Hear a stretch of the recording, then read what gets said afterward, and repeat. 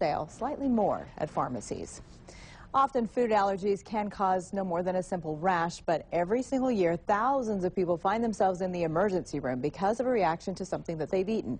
Tonight our Dr. Mobley has important information on what parents can do right now to reduce the chances of children developing food allergies later in life.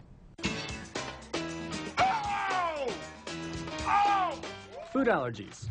Millions of Americans suffer from them, and while Hollywood may make light of them, in real life, they're no laughing matter. Come on! The number of children developing food allergies is on the rise. As physicians, we're not exactly sure why that's true, but tonight I'm going to show you how the decisions you make right here can have a profound impact on whether or not your children develop food allergies. It all begins by knowing which foods are high risk. Dr. Jan Broadbent is a pediatric allergy specialist. The typical high-risk foods would be egg, milk, soy, wheat, peanut, tree nuts, fish, and shellfish. Peanuts are a real no-no for children. Most medical experts agree now, waiting at least until the age of 3 to 5 to introduce your child to peanuts. Basically, you don't want to introduce any solid foods until 6 months of age. Until 6 months of age, the American Academy of Allergy is recommending exclusive breastfeeding. But what if breastfeeding isn't right for you? If you are going to supplement, there's some new recommendations as far as what formula to do, and there's called intact formulas. These are some of the examples of the intact formulas. When looking for these in the grocery store, go ahead and pull them off the shelf and take a closer look.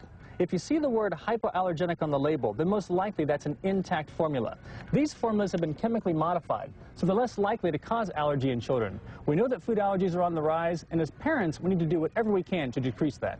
Food allergies are increasing in severity and the number of fatalities that we're seeing, usually around a couple hundred a year just in the United States alone. So the bottom line is, to minimize your child's chances of developing food allergies, try and breastfeed exclusively for the first 6 months of age, if at all possible.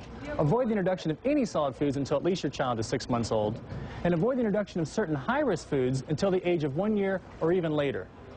For ABC4 News, I'm Dr. Stephen Mobley.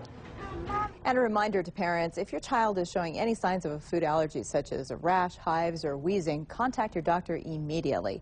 And if you have questions for Dr. Mobley, you can catch him on his radio program, the Dr. Mobley Health Hour. That's on Saturday afternoons at 1 o'clock on 570 AM.